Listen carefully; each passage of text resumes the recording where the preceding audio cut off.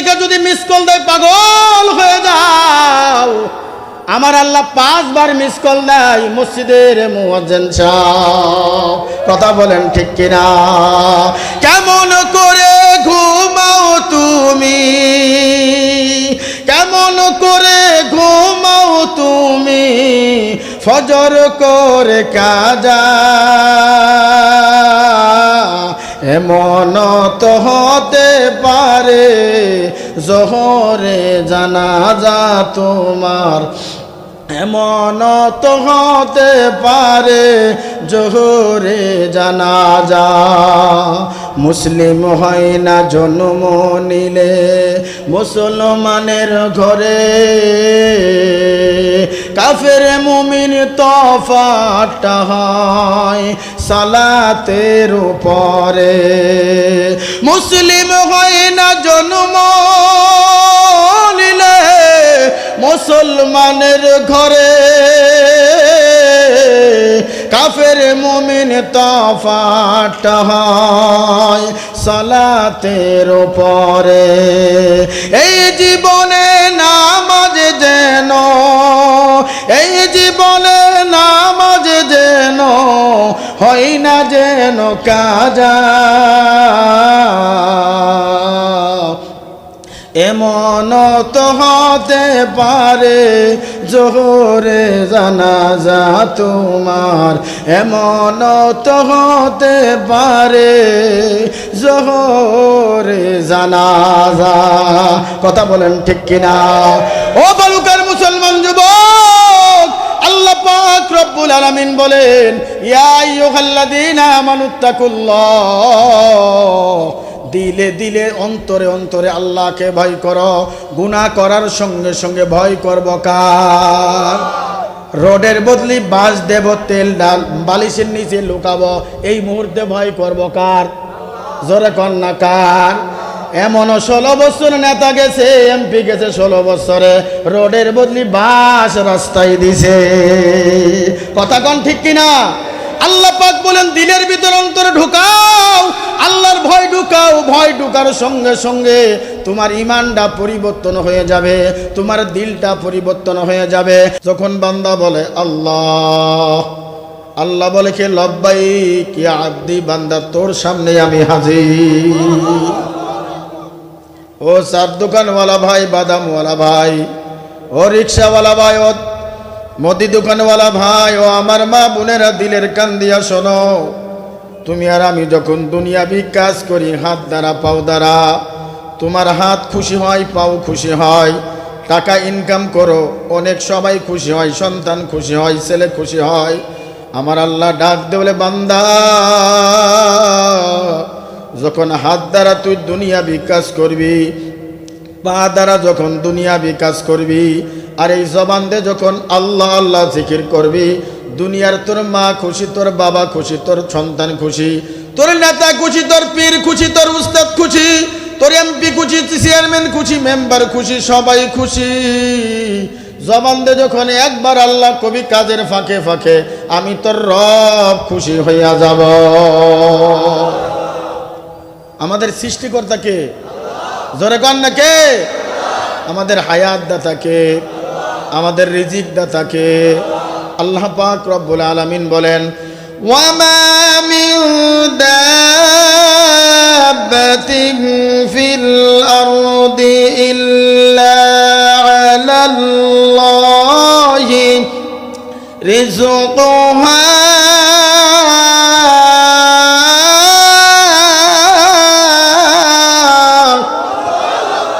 রিজিকের মালিক কে? আমাকে আপনাকে সৃষ্টি করার আগে আল্লাহ তাআলা আমার আর আপনার রিজিক সৃষ্টি করে রাখছে। কার পিছনে দৌড়া যুবক? ও বৃদ্ধ বাবা, দাড়ি পাকা বাবা, 60 বছর বয়স হয়ে গেছে, এখনো বিড়ি ছাড়তে পারো না। 60 বছর বয়স হয়ে গেছে, এখনো মিথ্যা ছাড়তে পারো না। চার দোকানে ঘন্টার পর ঘন্টা, ঘন্টার পর ঘন্টা চলে যায়, আজান হয়ে যায় মসজিদে, মসজিদে যেতে পারো না, কিন্তু ঠিকই চার দোকানে সময় কাটাও। কথা কোন ঠিক কিনা? এখনো জবান থেকে মিথ্যা ছাড়তে পারো নাই, এই জবান দিয়ে মানুষের গীবত ছাড়তে পারো নাই, এই জবান দিয়ে মানুষের শিকায়ত ছাড়তে পারো নাই, এই জবান দিয়ে মানুষের সমালোচনা ছাড়তে পারো নাই, তুমি মুসলমান দাবি করো, তুমি মুসলমান নামের কলঙ্ক। যে মুসলমান নামাজ পড়ে না ও মুসলমান না, বেঈমান, বেঈমান, আল্লাহর দুশমন, ঠিক কিনা? কিসের মুসলমান দাবি করো তুমি? ফজরের নামাজ পড়ে না যুবক, আছে কিনা? 3টা 4টা পর্যন্ত ফেসবুক চালায়। যখন তাহাজ্জুদে রক্ত হয়, শয়তান কি করে? বাতাস দেয়, দোস্ত ঘুমা, ঘুমা দোস্ত, এখন ঘুমায়। সকালে 11টার দিকে ওঠে, বাবা এসে কয় ছেলে কি ঘুমাইছে, কাঁচা ঘুম ভাঙ্গানো যাবে না, কথা কন না কে? ভাঙ্গানো যাবে না। সারা রাত ব্যস্ত ছিল, সারা রাত ব্যস্ত ছিল প্রেমিক আর প্রেমিকার সঙ্গে, এখন ডাকা যাবে না। তুমি ফজরের নামাজ পড়ো না, তুমি সভ্য মুসলমান না।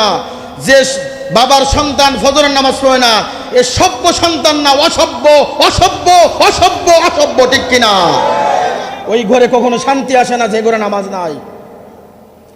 তুমি মসজিদের সামনের কাতারে তসবিহ টেপো, তুমি মসজিদের সামনের কাতারে তসবিহ টেপো, যাই নামাজ নিয়ে আগের কাতারে বসো, কিন্তু তোমার বিবি নামাজ পড়ে না, বিবি পর্দা করে না, তোমার মেয়ে বেপর্দা স্কুলে যায়, তোমার নামাজ আল্লাহর দরবারে 4 পয়সার দাম নাই।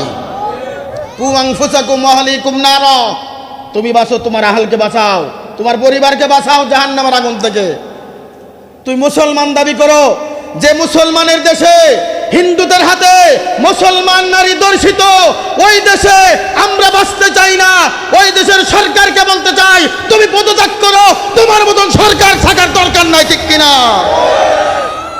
যে দেশে মুসলমানের ঘরে জন্ম নিয়ে 95 মুসলমানের ঘরে জন্ম নিয়ে হিন্দু ছেলেরা 2-3 দিন ধরে আমাদের মুসলমানের নারীকে, 13 বছরের বাচ্চাকে দর্শিত করে, যে দেশে বিচার নাই, ওই দেশে থাকার কোনো দরকার নাই, ঠিক কিনা? কিসের মুসলমান দাবি করো? কিসের মুসলমান দাবি করো তুমি? নিজে নামাজ পড়লে হবে না, পরিবার পরিজনকে নামাজ পড়ানোর তাগিদ দিতে হবে, মারতে হবে, আঘাত করতে হবে, বিছানা আলাদা করে দিতে হবে, খাবার বন্ধ করে দিতে হবে। কিন্তু আমরা কি করি? বিবিরা ঘুম থেকে ওঠে না, সকালবেলা কিছু অফিসার আছে ফজরের আগে 3 কিলো 4 কিলো হাঁটাহাঁটি করে, ডাক্তার বলেছে ডায়াবেটিস দূর হবে, এমন কপাল ফোড়া মুসলমান, আজান হয়ে যায় মসজিদে যায় না। নবীজি বলেন 5 ওয়াক্ত নামাজ পড়ো জামাতের সঙ্গে, তোমার ডায়াবেটিস থাকবে না, প্রেসার থাকবে না, হার্টের সমস্যা থাকবে না, ঠিক কিনা? মুসলমান দাবি করো। সবকিছুর মালিক কে? জোরে কন্যা কে? রিজিকের মালিক কে? আল্লাহর নবী সাল্লাল্লাহু আলাইহি ওয়াসাল্লাম, আল্লাহ পাক রব্বুল আলামিন প্রত্যেকটা নবীরই মুজিজা দিয়েছেন। আমার আপনার নবীর একটা মুজিজা দিয়েছেন, তার নাম কি? কুরআনুল কারীম। জোরে কন্যা নাম কি? এই কোরআন যদি সংসদে যায়, এই কোরআন যদি পার্লামেন্টে যায়, এই কোরআন যদি ইউনিয়নের বোর্ডের চেয়ারম্যানে যায়, এই কোরআন যদি ভার্সিটিতে তাফসীর পড়ানো হয়, এই কোরআন যদি ইউনিভার্সিটিতে পড়ানো হয়, এই কোরআন যদি জাহাঙ্গীর বিশ্ববিদ্যালয়ে পড়ানো হয়, তাহলে কোনো ছাত্র দুর্নীতি বা চাঁদাবাজ থাকবে না, ঠিক কিনা? কোরআন আমাদের সংবিধান, কোরআন আমাদের মাথার তাজ, কোরআন আমাদের সবকিছু, মাথা থেকে পা পর্যন্ত কোরআন আইন মানো। এই দেশে চাঁদাবাজার, সন্ত্রাস, দুর্নীতিবাজ থাকবে না। সমাধান চাও যদি জীবনে মরণে, ফিরে যাও খুঁজে নাও, চোখ রাখো কোরআনে। সমাধান চাও যদি জীবনে মরণে, ফিরে যাও খুঁজে নাও, চোখ রাখো কোরআনে। তবে পাবে তুমি শান্তির ঠিকানা, তবে পাবে তুমি শান্তির ঠিকানা, যদি মেনে নাও তুমি মনে প্রাণে। সমাধান সমাধান চাও যদি জীবনে মরণে, ফিরে যাও খুঁজে নাও, চোখ রাখো কোরআনে। এত চির অমলান, চির মুক্তির দান, এত মহাবানের খুদারি কালামে পাক। এই দুনিয়ায় আর সেই দুনিয়া, এই দুনিয়ায় আর সেই দুনিয়া, মুক্তি পাবে তুমি দোজাহানে। সমাধান সমাধান চাও যদি জীবনে মরণে, ফিরে যাও খুঁজে নাও, চোখ রাখো কোরআনে, ঠিক কিনা? আমি কি রাজনীতি ওয়াজ করলাম? রাজনীতির ওয়াজ আমি জীবনে করিও না, আর রাজনীতির সম্পর্কে কিছুই বুঝি না। এই 40 বছর বয়স হয়ে গেছে, এখনো পর্যন্ত ভোট দিতে পারি নাই। তা রাজনীতি করে কি আরবো? কিন্তু যেটা হক বলতে হবে, বাতিলের কথা বলতে হবে, হকের কথাও বলতে হবে। বাতিলের সামনে কখনো মুমিন মাথা নত করে বাঁচতে চাই না, জিহাদ করতে হয়, জিহাদ করে বাঁচতে চাই। কথা বলেন ঠিক কিনা? বলে হায়াতের মালিক কে? জোরে কর না। রিজিকের মালিক কে? আল্লাহ পাক রব্বুল আলামিন। হযরত মূসা আলাইহিস সালাতু ওয়াস সালামের একটা মর্যাদা ছিল তার লাঠি। কি মর্যাদা ছিল? হযরত ঈসা আলাইহিস সালাতু ওয়াস সালামের মর্যাদা ছিল তিনি মৃত্যু ব্যক্তিকে জীবিত করতে পারতেন। অন্ধ মানুষের চোখে হাত বোলায় দিলে অন্ধ মানুষ চক্ষুওয়ালা হয়ে যাইত। হযরত দাউদ আলাইহিস সালাতু ওয়াস সালামের মর্যাদা ছিল তিনি লোহা হাতে নিলে গলে তরবারি হয়ে যাইত। সুবহানাল্লাহ কইবেন না? হযরত মূসা আলাইহিস সালাতু ওয়াস সালামের মর্যাদা কি ছিল? লাঠি। মূসা আলাইহিস সালাম নাই, তার মর্যাদাও নাই। কিন্তু আমার আপনার নবীর মর্যাদা কিয়ামত পর্যন্ত থাকবে। যতদিন পর্যন্ত কিয়ামতের আগ পর্যন্ত আলেম ওলামা থাকবে, কোরআন ততদিন থাকবে। কোরআন যদি আপনি বুকে নেন, কোরআন যদি আপনি চুমু খান, কোরআন যদি পড়েন, আল্লাহ তাআলা আপনার দিলকে পরিষ্কার করে দিবে। ভাইরা আমার, বন্ধুগণ আমার, দিলের কান দিয়ে শোনার যুবক,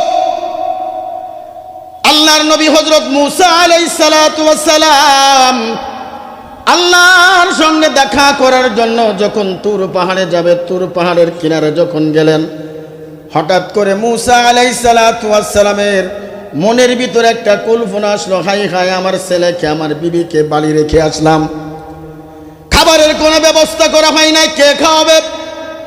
চিন্তার ফিকির যখন শুরু হয়ে গেল হযরত মূসা আলাইহিস সালাতু ওয়াস সালাম, আল্লাহ পাক রব্বুল আলামিন কিন্তু গায়েবের খবর জানে। কথা কন না কেন? আমার আগে যিনি বয়ান করেছেন আমার একজন প্রিয় মানুষ, প্রিয় দোস্ত, প্রতি বছর কয়েকবার না 50-60 বার দেখা হয়, মহব্বত করে ভালোবাসে। একজন যোগ্য আলেমরে আপনারা নিয়োগ দিয়েছেন, একজন যোগ্য মুফতিকে নিয়োগ দিয়েছেন, মাদ্রাসার দায়িত্ব দিয়েছেন। আমি তার সাফাই করতেছি না, কিন্তু আপনারা ওর বয়ান শোনার জন্য প্যান্ডেল কিন্তু বড় ছিল। আমি আসার আগেই মোহব্বত না, কিন্তু মোহব্বত না থাকলে, ভালোবাসা আই লাভ ইউ না থাকলে কিন্তু কেউ মোবাইলে আই লাভ ইউ কয় না। ভালোবাসা মোহব্বত আছে, যোগ্য একজন লোক আপনারা পেয়েছেন, পাইবেন, এবং কি ধরে রাখবেন, ছুটে যেন না যায়, হ্যান্ডকাপ লাগাইয়া রাখবেন। কিন্তু সে একজন সারা বাংলাদেশে বয়ান করে, তার মতন দরকার এখানে একটা। কথা কন না গা? মূসা আলাইহিস সালাতু ওয়াস সালাম গায়বের খবর জানে না, কোন নবী গায়বের খবর জানে না। বর্তমান কিছু ভণ্ড মুরিদরা আছে, আমার বাবা আমার পীর গায়বের খবর জানে। আমি মনে করি তারা পীর না, পীর নামের ভণ্ড। আল্লাহ পাক রব্বুল আলামিন বলেন, আলিমুল গায়বি ওয়াস শাহাদাতি হুয়ার রাহমানুর রহিম।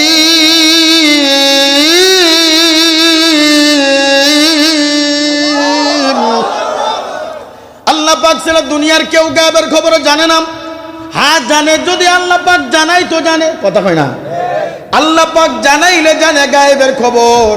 কিন্তু মূসা আলাইহিস সালাতু ওয়াস সালাম যখন এই কল্পনা জল্পনা শুরু হয়ে গেল, আল্লাহর নবী হযরত মূসা আলাইহিস সালাতু ওয়াস সালাম দাঁড়িয়ে আছে, তার সময় একটা লাঠি থাকতেন। এই লাঠি দিয়া কখনো ছাগলের পাতা পেরে দিতেন, আবার এই লাঠি দিয়া যখন ফিরাউনের সামনে ফেলতেন, সাপ হইয়া সব জাদুকরের সাপ খেয়ে ফেলত। আবার এই লাঠি দিয়া যখন নদী বা বাড়ি মারতেন, সমুদ্রে বাড়ি মারতেন, সমুদ্রের ভিতর দিয়ে আল্লাহ পাক রাস্তা করে দিতেন। জোরে কনকে ভাইরা আমার, বন্ধুগণ আমারও, আমার বালুকার মুসলমানও, আমার যুবক, হযরত মূসা আলাইহিস সালাতু ওয়াস সালাম লাঠি ভর দিয়া দাঁড়িয়ে আছেন তুর পাহাড়ের কিনারে। আল্লাহ পাক রব্বুল আলামিন মূসা নবীকে ডাক দিয়ে বলে, মূসা তোমার সামনে কি আছে? বলে একটা পাথর। বলে পাথরের উপর বাড়ি মারো। মূসা আলাইহিস সালাতু ওয়াস সালাম যখন পাথরের উপরে বাড়ি মারলেন, দেখেন ওই পাথরের পেটে আর একটা পাথর। এইবার মূসা আলাইহিস সালাতু ওয়াস সালাম আল্লাহ পাক রব্বুল আলামিন বলেন, ও মুসা, তোমার পাথরের ভিতরে যার একটা পাথর, ওই পাথরের উপরে বাড়ি মারো। মুসা আলাইহিস সালাতু ওয়াস সালাম ওই পাথরের উপর আবার বাড়ি মারলেন। দেখো ওই পাথরের পেট থেকে আর একটা পাথর বের হয়ে গেল। মুসা আলাইহিস সালাতু ওয়াস সালাম চিন্তায় পড়ে গেছে, হাই হাই। আল্লাহ পাক রব্বুল আলামিন বলেন, মুসা, যে পাথরটা দেখতেছো ওই পাথরের উপর আবার বাড়ি মারো। মুসা আলাইহিস সালাতু ওয়াস সালাম ওই পাথরের উপর আবার বাড়ি মারলেন। তৃতীয়বার বাড়ি মারার পরে দেখে ওই পাথরের ভিতরে একটা বালাখানা তৈরি করে রেখেছে আল্লাহ। মুসা আলাইহিস সালাতু ওয়াস সালাম ওই বালাখানা থেকে আশ্চর্য হয়ে গেলেন। মুসা আলাইহিস সালাতু ওয়াস সালাম দেখো ওই বালাখানার ভিতরে একটা পিপিলিকা। ও আমার বালুকার মুসলমান যুবক, ও আমার দাড়ি পাকা মুরব্বী বাবা, যে রিজিকের জন্য হারামের দিকে দৌড়াও, যে রিজিকের জন্য মানুষের মাথায় বাড়ি মারো, যে রিজিকের জন্য বাতিদার হক মেরে খাও, যে রিজিকের জন্য সুদ খাও, ঘুষ খাও, আল্লাহ ইচ্ছা করলে পাথরের ভিতর খাওয়ানোর মালিক জোরে কণ্ঠে। মুসা আলাইহিস সালাতু ওয়াস সালাম দেখলেন বালাখানের ভিতরে ছোট্ট একটা পিঁপড়া। ওই পিঁপড়ার সামনে দেখলে তাজা তাজা ঘাস। হযরত মুসা আলাইহিস সালাতু ওয়াস সালাম বাজান আরো আশ্চর্য হয়ে গেলেন। আল্লাহ পাক রব্বুল আলামিন বললেন, মুসা শোনো শোনো শোনো শোনো, আরো আশ্চর্য ঘটনা সামনে আছে। হযরত মুসা আলাইহিস সালাতু ওয়াস সালাম চোখের পানি ছেড়ে ছেড়ে কান্দে, রব আপনি তো হায়াতের মালিক, আপনি তো মৌতের মালিক। এমন মৌত হইতে পারে আমাদের জন্য আজরাইল প্যান্ডেলের পিছনে দাঁড়ায় আছে।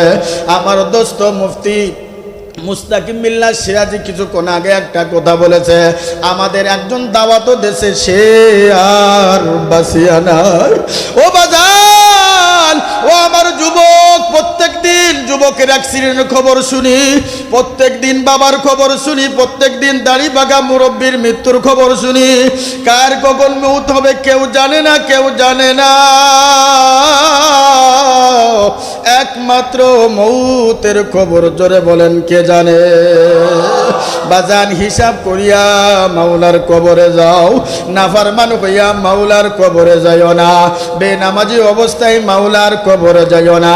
মুমিন যখন হইয়া মাওলার কবরে যাবা, ওয়াল বিসু মিনাল জান্নাহ ওয়াফতাহু লাহু বাবাইলাল জান্নাহ, তোমার জন্য জান্নাতের বিছানা বিছাইয়া দিবে, তোমার জন্য শরীরে জান্নাতের পোশাক পরাইয়া দিবে, তোমার জন্য জান্নাতের 8টা দরজা খুলিয়া দিবে। আর বেনামাজি অবস্থায়, সুদখোর অবস্থায়, দাড়ি কামান্য অবস্থায় আল্লাহু আকবার যদি কবরে যাও, ডাইনের মাটি বামে, বামের মাটি ডাইনে, এমন জোরে চাপ মারবে 2 পাঁজরের হাড্ডি চুরমার হয়ে যাবে। এই জন্য বালুকার মুসলমান বাবারা, যারা চার দোকানে আড্ডা দিচ্ছ, বাদামের দোকানে আড্ডা দিচ্ছ, আমার এলেম নাই কালাম না, আমি একজন জাহান্নামের আসামি। গুনাহ করতে করতে আমি পাহাড় পর্যন্ত গুনাহ করে ফেলেছি। গুনার কারণে আমার হাত নাপাক, গুনার কারণে আমার দেহ নাপাক, গুনার কারণে আমার চোখ নাপাক, গুনার কারণে আমার শরীর দিয়া দুর্গন্ধ বের হয়। এই গুনাহ নিয়ে যদি মাওলার দরবারে একবার বলো আস্তাগফিরুল্লাহ, আমার আল্লাহ কয় সঙ্গে সঙ্গে তোর তওবা কবুল করিয়া নিলাম। এই জন্য বাজান, কবরে যাওয়ার আগে ঈমান নিয়া কবরে যাইবা। কবরে সাথী নাই, বাতি নাই, লেপ নাই, তোষক নাই, কিচ্ছু নাই। তোমার 3টে টুকরা কাপড় দিয়া, 3টে বান্ধন দিয়া তোমার যখন চালান করে দিবে, ওই কবরে আমল নিয়ে গেলে তোমার জন্য জান্নাতের ফেরেশতা তোমার স্বাগতম জানাবে। আর বদ আমল নিয়ে বেনামাজি অবস্থায় যদি যাও, তোমার আযাব শুরু হয়ে যাবে। কবর জায়গা ভালো নয়, কবর জায়গা ভালো নয়, আমল দিয়ে কবর গৃহ সাজিয়ে নিতে হয়। কথা বলেন ঠিক কিনা? কবর জায়গা ভালো নয়, কবর জায়গা ভালো নয়, আমল দিয়ে কবর গৃহ সাজিয়ে নিতে হয়। 6 দিন পরে নখ খুঁজে যাবে, 9 দিন পরে চুল, 6 দিন পরে নখ খোঁজে যাবে, 9 দিন পরে চুল। কবর গৃহের সামানে নিতে কইরো না কেউ ভুল। কবর জায়গা ভালো নয়, কবর জায়গা ভালো নয়। আমল দিয়ে কবর গৃহ সাজিয়ে নিতে হয়। 17 দিন পরে পেটে ফেটে এসেছে, পোকার খাদ্য হবে।